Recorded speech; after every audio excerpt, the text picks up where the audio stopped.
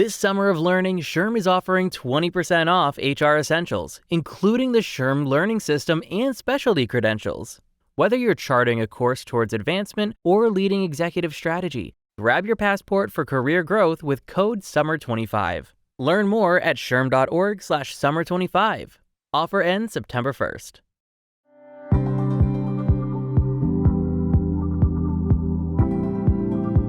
Welcome to today's episode of People and Strategy.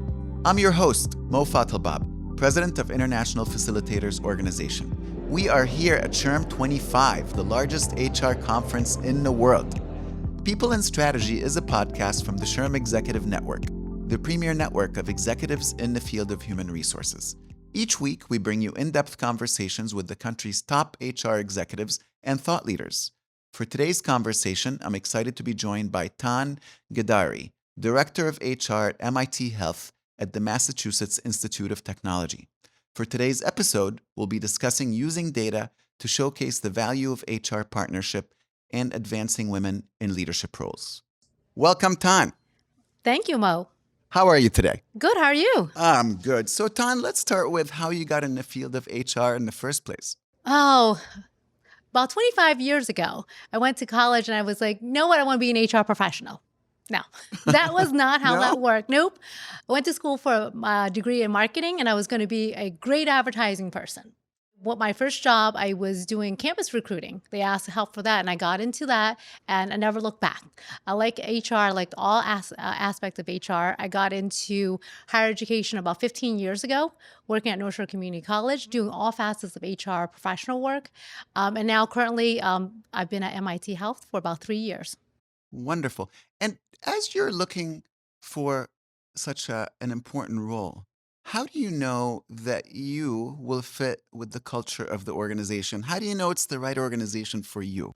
When I interview with the organization, I ask a lot of questions. I ask about how they view HR.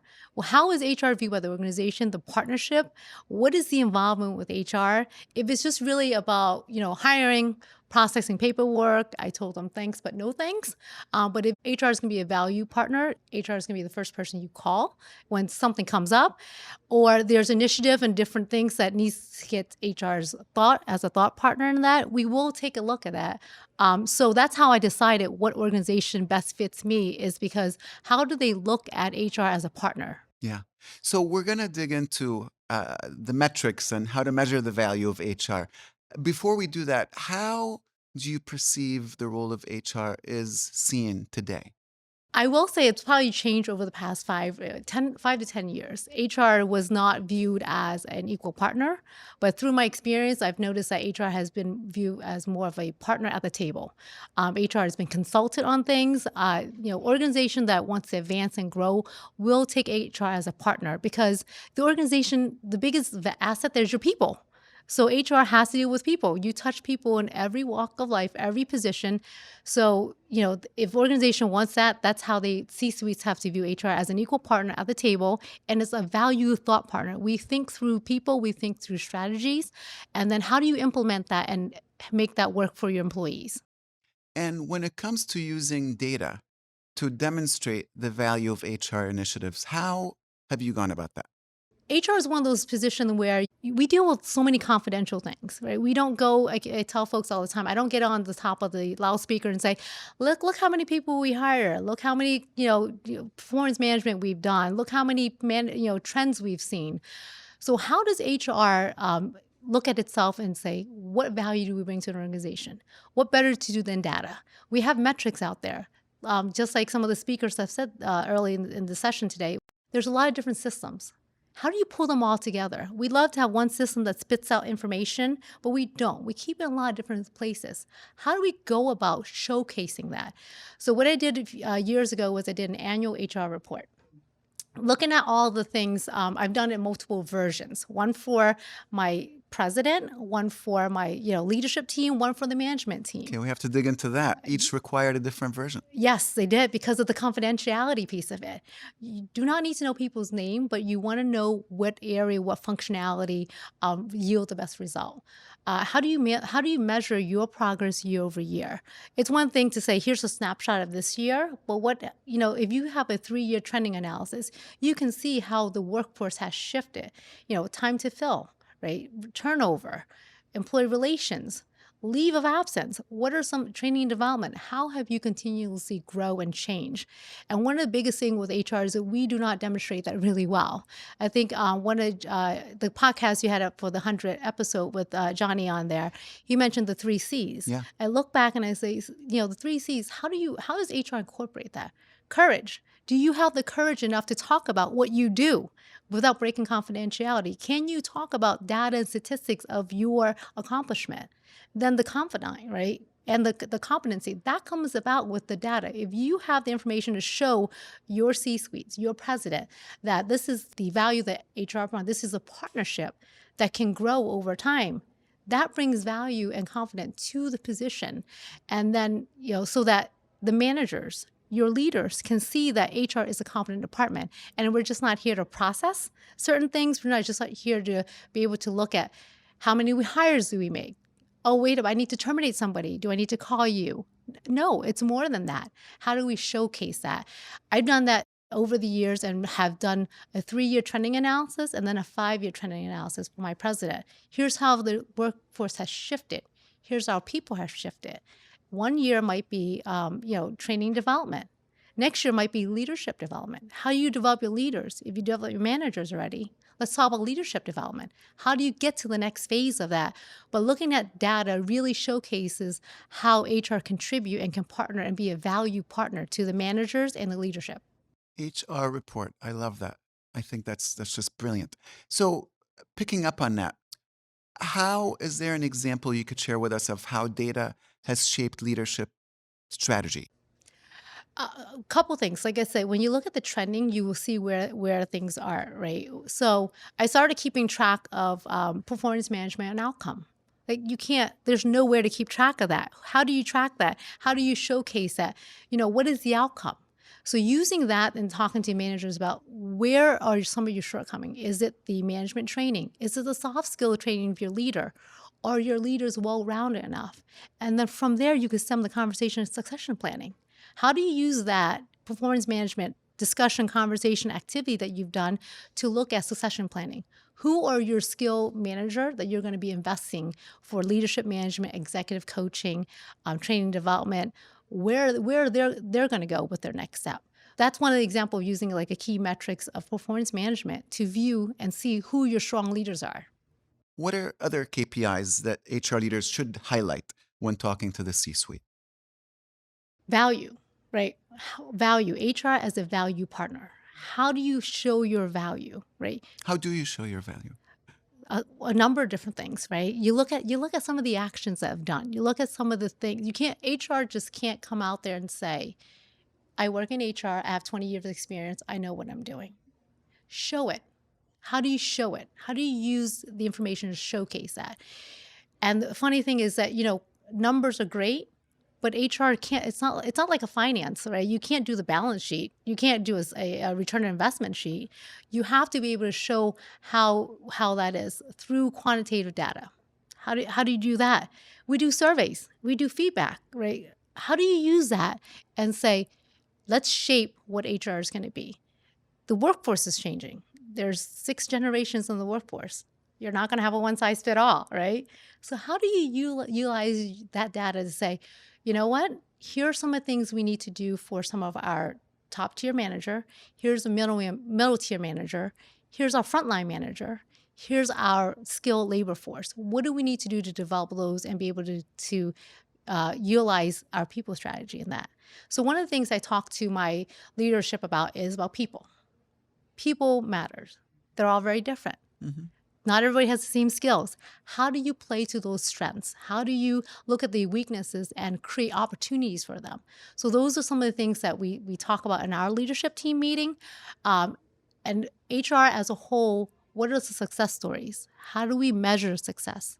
How do we look and say, yes, this program worked. It might have worked for a few, not a lot, but do you revamp it? Do you retweak it? Do you give up on it? So those are some of the things that we've looked at in terms of like people measurement and tools. Yeah. So I understand you're also passionate about developing women leaders. What is the MIT community doing to advance female leaders? As you know, probably know that our Sloan School of Business has a women leadership program. Folks can participate in that. Internally within MIT and internally within MIT Health, we do a few things. We do leadership development programs. We do training development programs in-house to MIT with different other schools at MIT. We also look at doing outside development, right? It's great to do internal development, but what is going outside in other field in other industry? For instance, like HR, right? SHRM is great for that reason because you're in the field of HR, but what are some of the other things out there that makes you a well-rounded leader? So for us, it's a lot of, in terms of growth and development, is how do you look at your employee and figure out what is the best process for them? Because not everybody has the same track. Not everybody wants the same outcome. How do you look at leadership development for each person, but also look and how do you make it a mix of things? It is just not all internal. It's got to be a combination of internal, external, and external market. Do you have any stories, examples of how you've seen leadership development make a difference? There's probably plenty of that because again, back to my HR annual report, if you look at how do you track promotion? Do you track promotion of people? Did those promotions come from training development? Are they in-house training development that got them to where they are? And then do you look at external development to get to the next level? Senior leadership positions doesn't come about because you have a lot of internal training. It comes about because of external markets. Do you learn about it? Did you have the exposure and the experience needed? Or do you have the network or the support needed to be able to grow in those roles? So for me, looking at that in terms of like, how do we grow our people? How do we grow our people internally? How do we grow them externally? Success stories are for those who go on to do bigger and better things. You don't have to be with us all the time. You don't have to be at the same organization for 20, 30 years. Go and explore other organizations. I think that's just a beautiful attitude. I want your success whether it's here or not. Yes. Yeah. And just on that note, I want to understand a little bit better what gave you this passion to really advocate for women leaders in the first place? So interestingly enough, I've been through a number of different presidents in my previous role. And looking at that and looking at the candidacy, the women candidacy in there, and looking at how many of them actually become president, how many actually become provost. That's one of the things that piqued my interest for my doctorate program is to be able to study women leaders. How is there a roadmap? Is there a mentorship? Is it intentional? Do you do it from the get-go? Starting my career 20 some odd years ago, everyone, folks said, do you want to be college president? Probably not, but who knows, right? If you have the right mentorship and the right guidance, that could be the key. Looking at women leader, does women leader have that guidance and mentorship and network early on in their career to be successful? You do not see the career path for you in front of you 20 years out, but are you surrounded with enough resources that can help you overcome some of your own personal and professional challenges and obstacles? There's no roadmap for a leader, right? You look and say, I want to become a manager. I want to become a director. I want to become the vice president. I want to become a CFO. Is there a roadmap for that? Sometimes it happens, sometimes accidental, sometimes purposeful. But through my studies, I found that, a lot of times what makes a male leader more successful is mentorship. They get that mentorship, they get that network building. Sometimes the female leaders do not have the same opportunity or have not been exposed to the same opportunity. How do we reshape that conversation? How do we make it more intentional? Not everybody's going to be college president. Not everybody's going to be a provost. But how do you look at making it just a little bit more intentional to help the women leader overcome and be able to see a pathway to that? what advice do you have for women as they build their pathway and as they look at their future in leadership? Be inquisitive. Surround yourself with folks that's going to support you. Mental support is really important. As you know, as women in the business world, in any world, you have a lot of different obligations. I'm a mother too, so I tell folks you have a family, obligation. You have a professional obligation.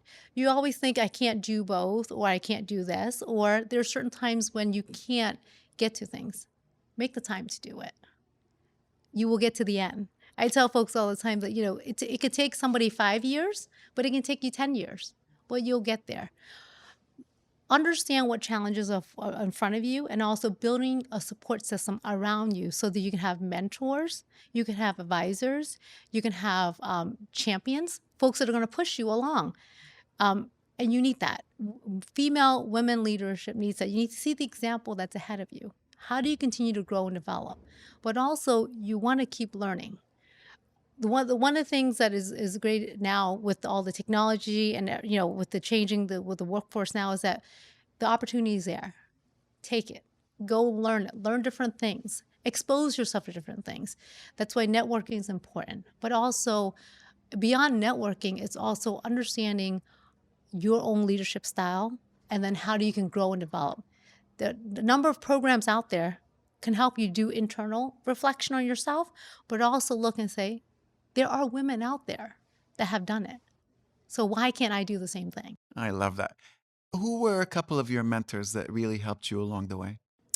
I will say my previous boss for 10 years, she was always a supporter. She was always an advocate and understanding what you want to do. One of the other one is my previous president. We had the first female president at the college. And I saw the struggles that she went through, the challenging aspect, just, some of the changes that happened wouldn't happen for her, but also she had to be a strong person to get herself through that. She had to have a strong team to get her through that too. So seeing the fact is that when you surround yourself with a good network of support, you can make things happen. I love it. And so you mentioned you're doing your PhD. What inspired you to do that in the first place? So it's it's my EDD, and I am a lifelong learner. I like learning. I like the fact that there's always something to learn.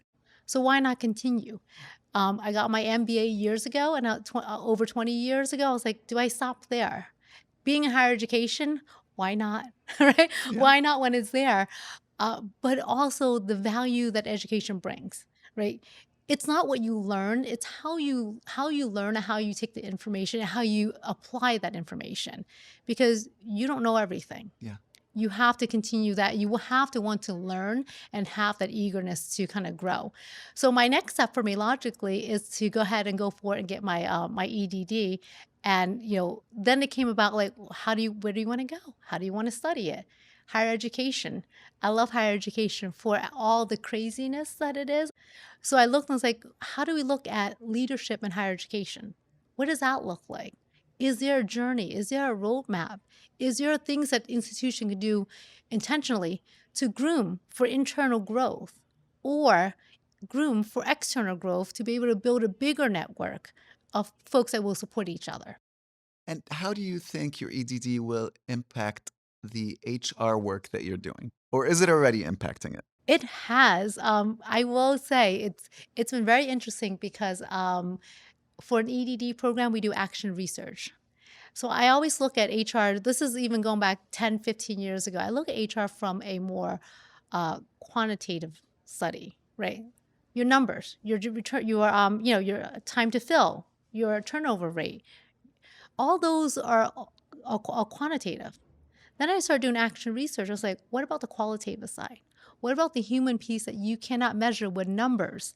You can fill out all the numbers, the 1 to 5 Likert scale, all you want. But what are some of the open-ended comment that people share about the organization, about the culture that you want to capture?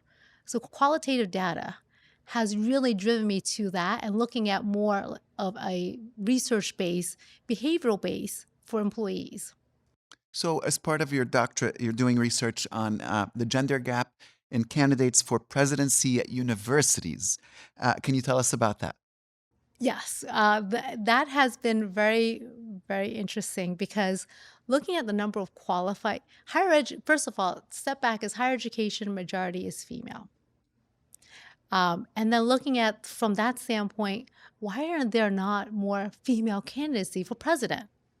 Is the job too difficult? Do they not know what is in front of them? So that's what caused me to look at why is there such a big gender gap? There's a ton of studies out there over the past 10, 20 years as to why. The barriers that women have over men, the difference in economy, the difference in likability, viewability, credit, credentials, the ability to look at the university as a business. Like, what are some of the different facets? Do you have to come through the academic side and go through the, faculty provost ranking to become the president? A lot Do of you? folks uh, still do. Most of them still do. It's a preferred route, but also there's some schools out there that have tried the unconventional route of having CFOs or other folks from outside with no higher education become president. If you can run a business, can you be college president? It's almost the same, right? So how do you utilize that information and try to close the gap for female candidacy? If it's going to be the fact is that the lack of training, the lack of training programs, what can we do to provide that? What are some of the things that are missing? If it's mentorship, how do we get a network of women leaders together to be able to support folks that have an interest in becoming president or leaders at the institutions? And I love how you started with the number of candidates instead of the actual number of presidents, because it seems like that's going to the source. Yes. Yeah, through that you have to start with how many are out there, right? How many folks really want to go for that position? Not everybody do. Some folks are happy being the provost. That's fine too. But why? What is the challenge? Why are we seeing more men president than female president? Yeah. All right. Well, I look forward to finding that out. So, how do you hope the future of the workplace evolves in the next few years? It's going to be a challenging one because with the multiple different generations in the workforce, how do we look at, having a solution for everybody? You might not have a solution for everybody. But if you look at the future of the workforce, what are some of the HR challenges that we're having in front of us? People, right? People, talent, skills, AI. What do we do with all that? Those are some of the big things that we need to tackle in the near future. I don't know if there's an answer for that, but we need to start looking at that. We need to start recognizing that and then figuring out from there, how do you work with your people? Where's your root cause? Is it the lack of talent? The lack of skill? How do you feed that? How do you feed the population? And I tell folks, going back to like the workforce, it doesn't start when you enter the workforce, right? It starts college, starts sometimes in high school. How are we partnering as educator and education with some of the K to 12 colleges? They're producing our workforce. How are we helping them prepare the workforce for today? I think that's great. Last question, Tan. What is one piece of advice that has shaped your work or personal life the most? It's probably the ability to keep asking questions. You have to keep asking questions, but you also have to bring something to the table. You can ask questions. You can learn all you need to learn. But at the end of the day, you have to bring solutions. You have to bring something to the table. It might not be the right solution, but give it a try. Try it. If it fails, go back, adjust, tweak, modify, and go back at it. And try something else. Yes, that is correct. Lovely. And that's where we'll end it for this episode of People and Strategy. Thanks for tuning in. You could follow the People and Strategy podcast wherever you get your podcasts. Also, podcast reviews have a real impact on podcast visibility. So if you enjoyed today's episode, leave a review to help others find the show. Finally, you could find all our episodes on our website at shrm.org/podcasts. And while you're there, sign up for our weekly newsletter. Thanks for joining us and have a great day.